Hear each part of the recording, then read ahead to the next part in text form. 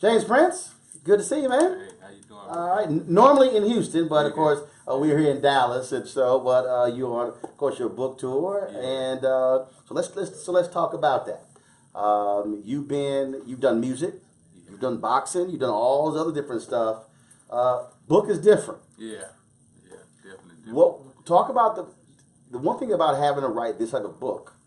You got to go deep inside and reveal some stuff that you probably, for a long time, didn't want to reveal. Yeah, I did. Yeah, and I went to those places. One in particular that jumps out at me immediately was my childhood. Some pain that I dealt with that I didn't realize still exists until I went there, and that was the death of my sister.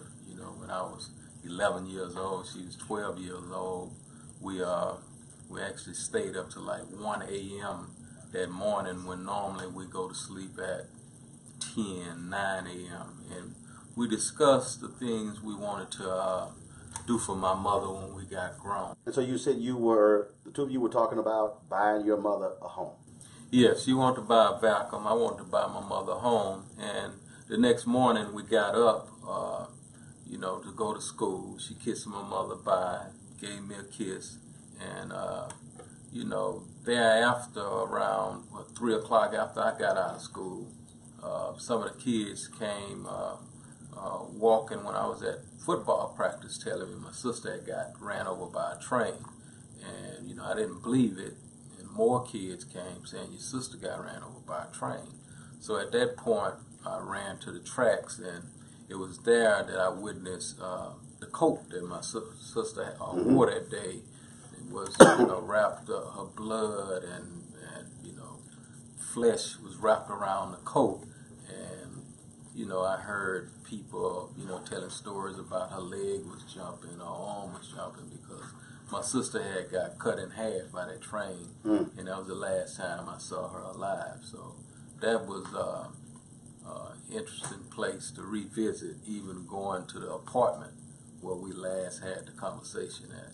I mean, that had to be. I mean, I've interviewed lots of authors, and some have said they had to put it down and walk away because tears was rushing, and they would all of these emotions, and so was it like that for you, having to reveal all that, because it's very easy for us to suppress that stuff, sort of just block it off. Yeah, no, it wasn't that type of emotions, but it was something that I felt that I almost think I should have had some type of therapy for it back in the day. I remember, after that, I eventually had to ask my mother to let me move with my grandmother because I couldn't sleep at night. When I did sleep, I found myself dreaming about her. She coming in my dreams, which caused me to stay up all night, and eventually the next day in school I would fall asleep all the time. So yeah, it was a devastating effect. Doesn't that speak to the reality of, because I mean, you talk about the type of trauma in the streets. Yeah. And the reality is, like, look, I spent 6 years in Chicago, and when you talk about what's happening in our cities across the country, you got black kids who, whether it's a train accident, you're losing your sister, whether it's gun violence, you got kids who, by the time they turn 18, they've experienced 10, 15, 20, 30 deaths. I mean, that's PTSD. That's daily trauma they're having to live with. Yeah, I mean, that was one of many, I've experienced. I wrote about how I felt like I was going to funerals every week, you know what I mean? So I basically remember becoming scared, when I walk in a funeral because of the way people would act, jumping in, want to jump in a casket, pull a body out of a casket, jump in a grave. So at the age of 7, 8 years old, witnessing so much of that, yeah, it definitely had me feeling some kind of way. Wow. You called it the art and science of respect. And you talk about, being in the streets. Yeah. And That's a huge part of it. I think back to that great scene in the movie Malcolm X when West Indian Archie, Malcolm X said, "No, my number hit." And he's sitting there going, "No, that your number didn't hit," and he almost had him killed. And then years later, of course, West Indian Archie has his stroke, and even then he asked him again, "Did you hit that number?" He's like, "I don't remember." He said, "No." He said, "But it was my rep." The person's rep matters more than anything else. Yeah, well, it definitely matters a whole lot, to have a rep in the streets can be everything, you know what I mean? Sometimes life and death situations is based on your rep, but also it's a process of getting that rep. And, that started for me walking to school. You know what I mean? Just a normal walk to school. The test of walking to school and walking from school, the fights, the bullies, the different things that, one had to go to and figure out, being a little dude, figure out how to use my mind to deal with the size advantages that a lot of guys had. All right, folks, back to our Roland Martin Unfiltered video in just one moment. Now, a word from one of our Roland Martin Unfiltered partners.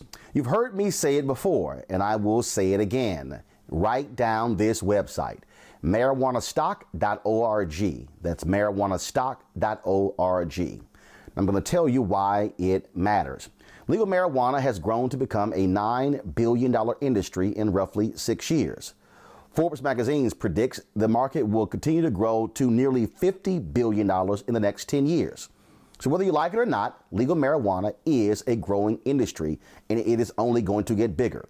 Now, if you're an investor, you get it.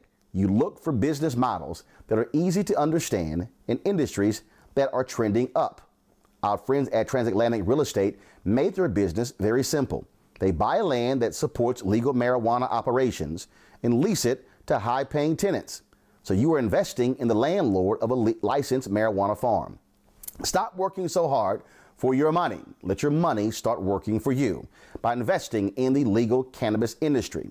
You can invest as little as $300 up to $10,000. But you can't wait.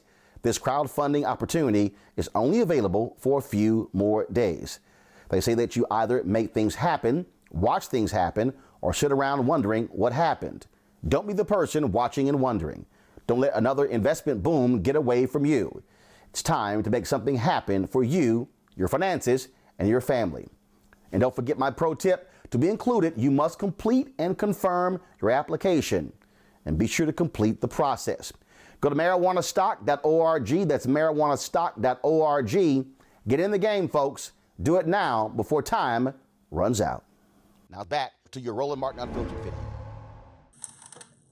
And so we were talking about the whole idea of reputation. And you call this the art and science of respect. Why that title? How valuable is the notion of respect? I think it's very valuable, even though it seems to be diminishing today in this world. To me, it's everything. It begins with giving it. I believe in giving it, and then, I also believe in earning it. And after that, I demand it. So, those are like three of the ingredients that surrounding respect. And I believe in having a word is so valuable and important, to even be a man of respect. So where the phrase came from, word is bond. Yeah. So I believe that, and it's everything. I mean, I couldn't think of a better name that characterized me and what I stand for. You write about having that revelatory moment when this was your life and you knew I got to make a change. Yeah. My transition in that closet, Your Damascus Road experience. Yeah. It had a lot to do with my spirituality. Being a praying man and doing my whole journey in the streets. I'm like, Lord, before you take my freedom, give me a sign before you take my life. And I always look for that sign. I felt like I got a many signs, but this one in particular convicted me in a way where I knew without a shadow of a doubt, okay, this is my sign. He's like, okay, you asked for this. Mm-hmm. And I felt that way, and I became obedient toward that sign. And I walked away and never looked back and got blessed beyond my expectation from being obedient. For a lot of people, one, you asked for it. A lot of people don't ask for it. Yeah. And so even while you were doing what you were doing in the street, you knew that this is not the way I should be living. This is not the way I'm going to be able to continue to live. Right. Yeah. No doubt about it. I never wanted to make a career out of wrong. You know what I mean? I understood that from day one, but as a youngster, I really didn't care. You know what I mean? I didn't care to the extent where I was willing to die, because my whole motive came from a place where, I wanted to break the poverty curse where my family was concerned, and I just chose to do it the best way that I felt, at the time I knew how to do it. And, having that mentality and, being in the streets with the wolves, you become a person that just don't care. So I understand. So even while doing it, you still cared. It still mattered. Because some people just completely lose it. They just have no feelings whatsoever. Well, some parts I didn't. I remember purposely not going to church. And I want to hear the word of God to even get that feeling. You know what I mean? So you knew what it was going to do to you. Oh. So you said, man, look, okay, I'm not even going to go there. Can't do it. You know what I mean? Because you can't play with it. It can cost you. You know what I mean? So I purposely wouldn't go for years, because I didn't want to hear it. But, at the end of the day, when that seed is in you, it's in you. At the end of the day, you got. Yeah.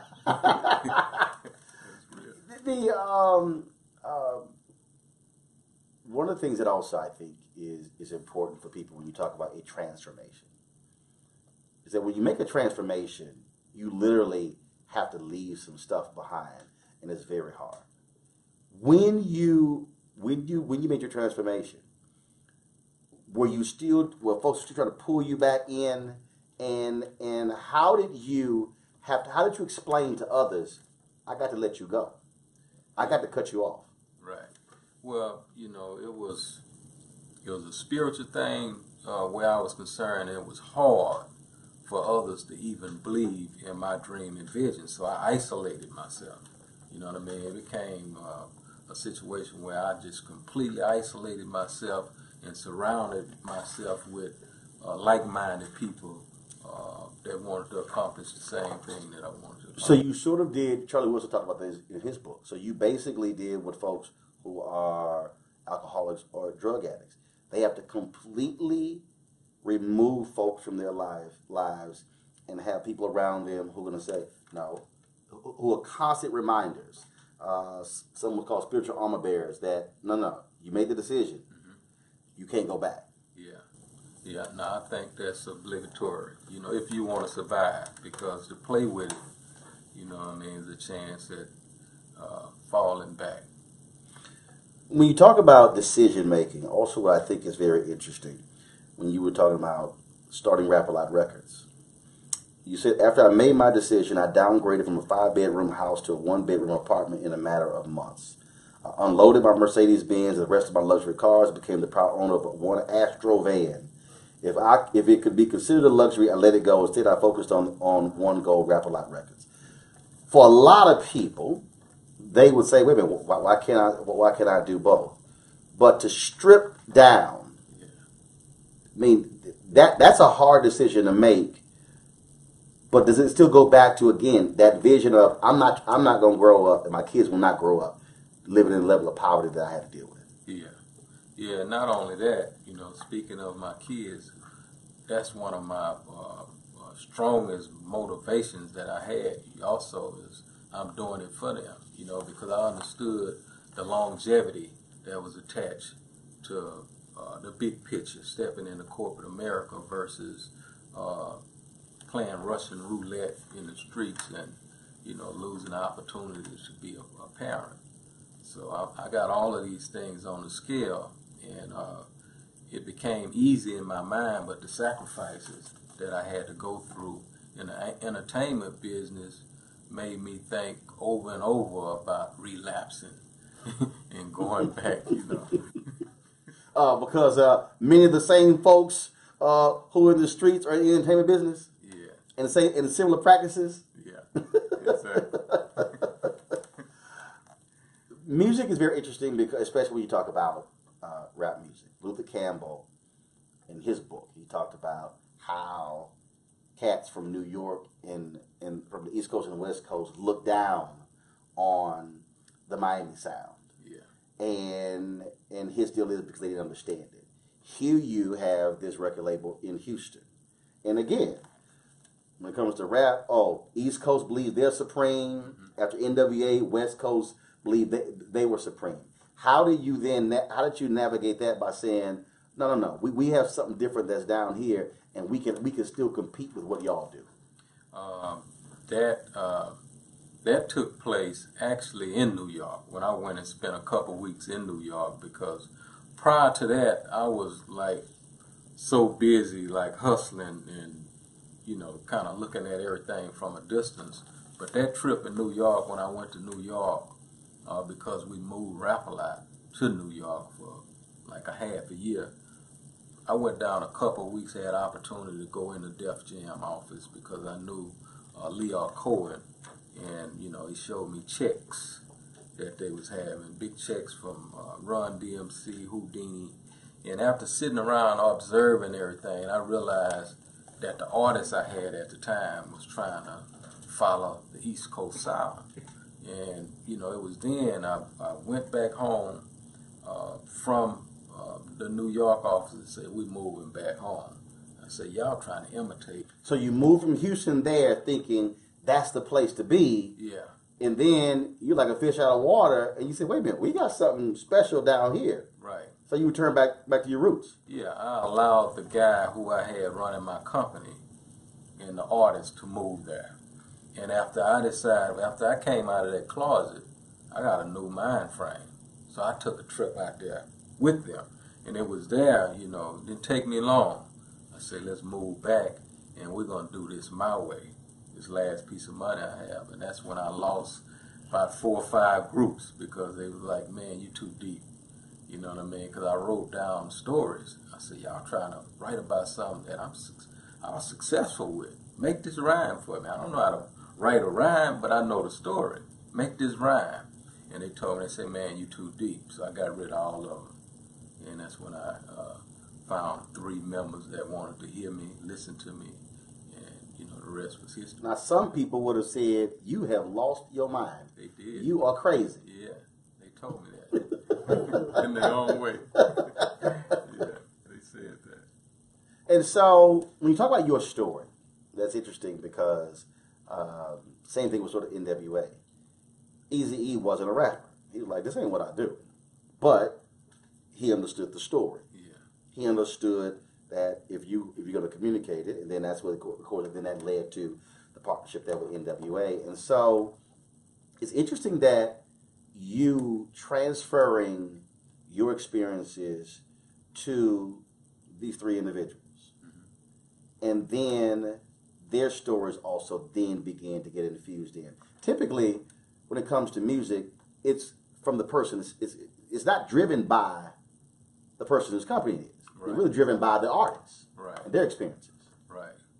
Well, I tell everybody I was a ghetto boy all the time. You know what I mean? I was a 4th member, and a lot of people felt my presence on the intros because I always spoke before the album started, and that's what birthed a whole nother movement outside of what we were doing. But I always wrote, in the background. Didn't want to take credit for it, but I was involved. And so, Ghetto Boys comes on the scene. Totally different sound. and folks receive it much differently. And again, you carve out your own unique sound, your own space in this world where it really was East Coast, West Coast. Yeah. No, we had to do that against all odds because at the time, East Coast guys was monopolizing our radio stations, the clubs, and everything in Houston. So, I had to make a believe out of them because they didn't want to, they felt like we was too country. They didn't like our accents. They made fun of everything we was trying to do. So I had to create a situation to discourage those guys and say, man, y'all got to give us a chance. In our city, y'all can't be here. So what does that actually mean? I had to get creative, you know what I mean? So you had to reflect on old days? Yeah. To remind some folks? I can't lie. I had to mix it up because I understood. You had to have a few special conversations. A remix. Yeah, I had to do a remix. Always, you had one of those black, look here. Yeah. So anytime somebody black say, look here, yeah. it's a whole different thing that's about to come out. Right. I named it courtesy call. Yeah. So you made a number of those courtesy calls. Yeah. I mean, I had to because without that being done, it's just like you've been frozen out. Yeah, we don't care. We don't care you from the South. We're not gonna play you. We're not gonna give you a shot, and that's just the way it is. But isn't it crazy that first of all, you're talking about establishments that are in Houston. Yeah. People who live here, who live in Houston, who work in Houston, and then they're saying you country. Yeah. It's sort of. I mean, when I was working here in Dallas, I was working at a radio station, and there was a guy who was from the Midwest. And everything about radio and television always was, the Midwest sound, the Midwest sound. And he told me, he said, well, you have a slight twang. I said, are we not in Dallas? Yeah. I said, I'm like, your ass ain't from here. Right. You from Wisconsin. Yeah. I'm from Houston. I said, I sound like where we live. Yeah. And he was bothered by that. And I was looking at him going, you do know you are working in Dallas-Fort Worth. Right. I sound like I'm from Texas because I'm from Texas. Yeah. And it was the craziest thing. Oh, no, it's real. I mean, they discriminated against that heavily to the extent where we got booed. New York used to boo the ghetto boys when we go and perform there in the beginning. So, it was a whole lot went on where that was concerned, just the way we speak. And now, as you can see, I tell everybody, New York to me a piece of bread, the West Coast a piece of bread, and the South we the meat. You know what I mean? We got the game in a headlock now. So, because really, when you think about again what you did with Rap a Lot, what Luther did with Luke, first of all, that actually positioned Atlanta. Yeah. And the whole idea of Dirty South. I mean, that actually positioned them to be where they are, because if you weren't the precursor to that sound, that accent would not have been accepted. And then, of course, then we talk about Louisiana, Master P, and then, all of a sudden, you could just go on and on. Yeah. So, in essence, what Rap-A-Lot did and what Luther Campbell did caused these other regions of the country to be able to say, hey, we can also have our sound in this. Yeah, that's true. We laid the foundation. Master P, Cash Money, Tony Draper, all them guys were my students. You know what I mean? I shared my blueprint with each of them. So, that's how they went. You talk about blueprint, you talk about vision, and obviously you start with Ghetto Boys. How did you then walk folks through? Because first of all, not everybody can see your vision. How did you walk other people through when it came to other artists and their unique style, and getting people to understand how you have to grow this company to go beyond just one act? Yeah, I think it began with me being an example, because a lot of them wasn't believing until they was able to see a movement taking place. And from there, I would, share the ingredients with them on how to do these different things, through phone calls, through my intros. A lot of guys in the beginning was like, locked. They was in bondage in street activity. So my thing was I had a unique way of explaining. I'm like, hey, the music thing is the new dope game. You know what I mean? Come over and let's try this here. So I was able to speak their lingo. And they're like, I'm like, hey man, it's sweeter than that. And plus it got longevity attached to it. So they became believers and started trying different things. And I'm like, be yourself. You know, don't be afraid to be yourself. You don't have to follow nobody. Be you. And when we all start being ourselves, you know, it was rewards came along. But how did you get? Because you just said it. You said it's the new dope game, and it's legal. But how did you get? Did you have difficulty in trying to get some guys to understand that this isn't the dope game? This isn't the street. Yeah. Because there are a lot of guys who are in rap who can't let that go, and that still dominates their career. They end up having no career. Then they go to prison or end up dead. Yeah. Well, all of them didn't make it. You know what I mean? It began with me. It was one of the hardest things that I had to do. I had to like really humble myself because I explain it as, you know, coming from the street and then dealing with squares. You know what I mean? So I'm like a fish out of water. But, you know, I had to humble myself and focus on a bigger picture. And from there, you know, you that's where your movement began. But a lot of people don't make it because, you know, when tough times come, a storm come, they like, hey man, I gotta go back to doing what I know best. So everybody don't make it. Gotta ask about Vanilla Ice. Now you say Vanilla Ice today, black people are like, oh hell no. And me being an alpha, and of course one of our phrases, ice, ice, baby, too cold, too cold. We will not allow that song to be played at any of our parties. And you write about that, how you, damn it. Yeah. What the hell was I thinking?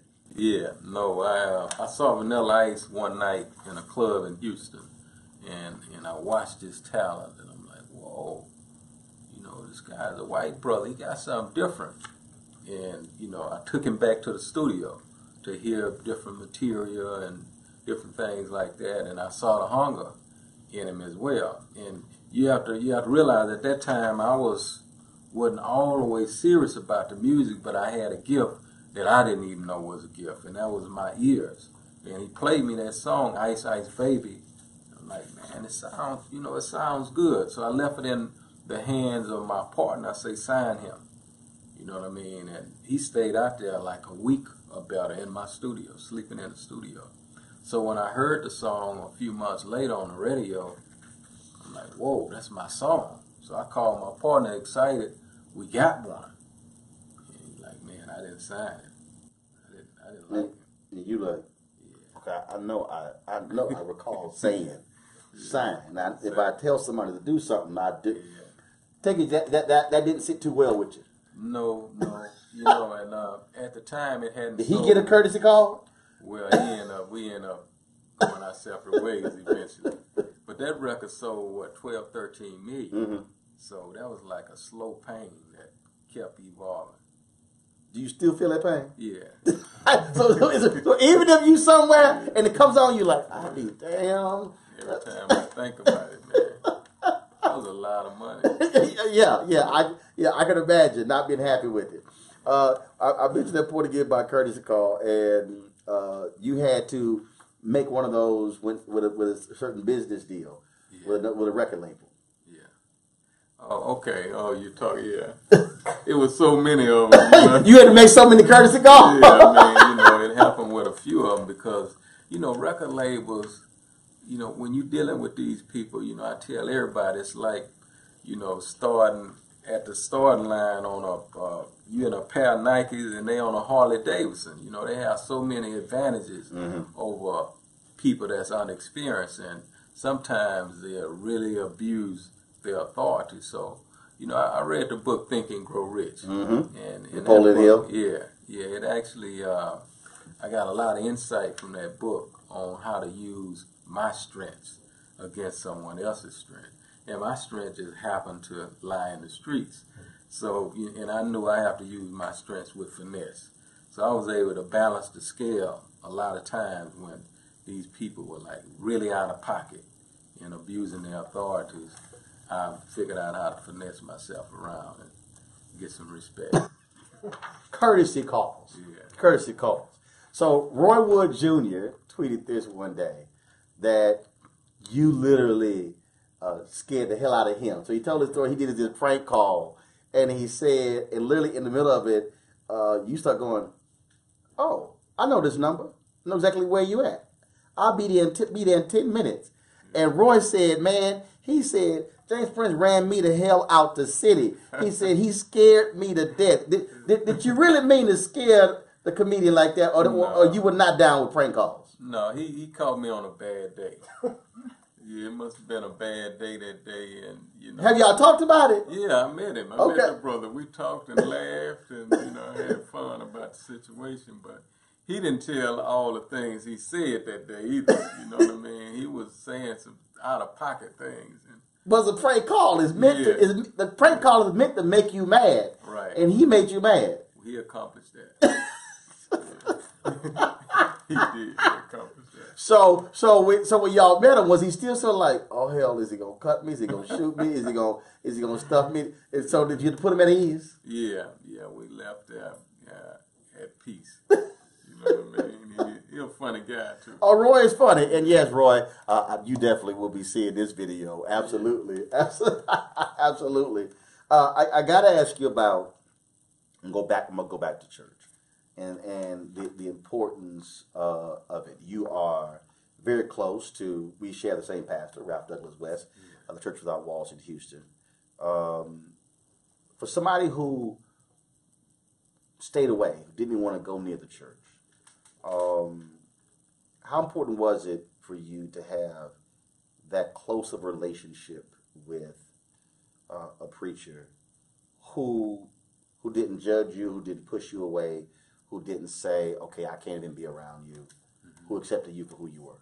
Oh, that was everything, and it began with Pastor Jackson, who happened to be a 10th grade dropout, and I was able to relate to this guy in a very unique manner, and from there, after becoming an adult, I graduated to Pastor West, and he took me on a whole nother level, and it meant everything to me to be able to bring 50 guys to Bible study.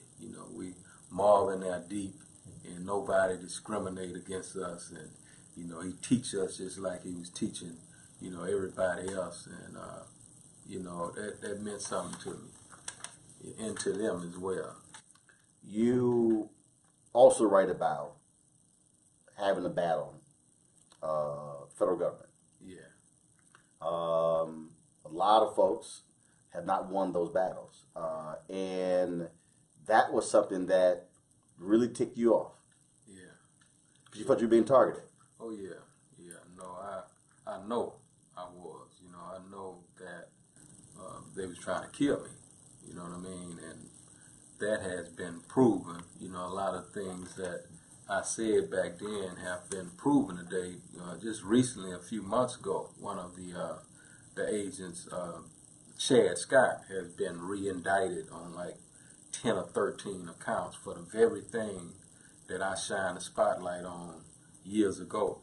And, it was a fact. Jack Schumacher, the guy who, my investigators investigated and found out he had, 7, 8 bodies where he killed, one officer uses weapons, that many times. So this is who they assigned to me. Mm-hmm. And, I understand to be able to survive being a target like that, then, I had Abraham, Isaac, and Jacob on my side. There's a young man out there who's thinking, or even a young woman, I can't escape this circumstance. It's multi-generational. It is what it is, and all I have left are the streets. What do you tell them? That's a lie from hell. You know what I mean? And that's a lie that will keep you in bondage. You know, and you have to tap into a power that's greater than that power that keep you, you know what I mean, in bondage and paralyzed. And for me, you know, it was breaking that poverty curse, you know, where my family, where my loved ones was concerned. And, you know, one have to, whatever that may be, whatever that may mean to them, tap into that power, that motivation that you get from that power and move forward. Last question. There's a brother or sister who's in corporate America who they're slamming their head against that glass ceiling. They are trying to fight through and fight those battles. If they have it in them, how would you advise them to tap into their inner street self to navigate those walls? Because the reality is, there are similar circumstances that we have to navigate. Right. And they might be playing it so safe. What would you tell them? A good start is go back to your roots. You know what I mean? One of the things that I always do, and I never allow myself to be disconnected from where I'm from, because, you know, to go back to Fifth Ward, like I'm from Fifth Ward, is a reminder, and it's a certain energy and motivation I get just by going back there and shaking hands and dealing with the homies that strengthens me to deal with, you know what I mean? Because a lot of the corporate America things become minute, you know what I mean, through them real situations you witness and go through, where the community and different things is concerned. Got another last question. This is the last question. Is there something that you have not done yet that you really want to do? Yeah, I definitely, one goal I haven't accomplished that I put on my to-do list years ago was I want to do a movie about my life, either a movie, documentary, something that deals with the movie business. I want to see how that money feels. Well, I know a couple of people who are involved in that. Yeah. Yeah. I can put you in contact with them. We need to talk about that. All right, then. Thanks, Prince. Hey, I appreciate it. Thank you, bro. It's the art and science of respect. Check it out. You want to check out Roland Martin Unfiltered? YouTube.com/Roland S. Martin. And subscribe to our YouTube channel. There's only one daily digital show out here that keeps it black and keep it real. It's Roland Martin Unfiltered. See that name right there? Roland Martin Unfiltered. Like, share, and subscribe to our YouTube channel. That's YouTube.com/Roland S. Martin. And don't forget to turn on your notifications so when we go live, you'll know it. You want to support Roland Martin Unfiltered? Be sure to join our Bring the Funk fan club. Every dollar that you give to us supports our daily digital show. There's only one daily digital show out here that keeps it black and keep it real. As Roland Martin Unfiltered. Support the Roland Martin Unfiltered daily digital show by going to RolandMartinUnfiltered.com. Our goal is to get 20,000 of our fans contributing $50 each for the whole year. You can make this possible. RolandMartinUnfiltered.com.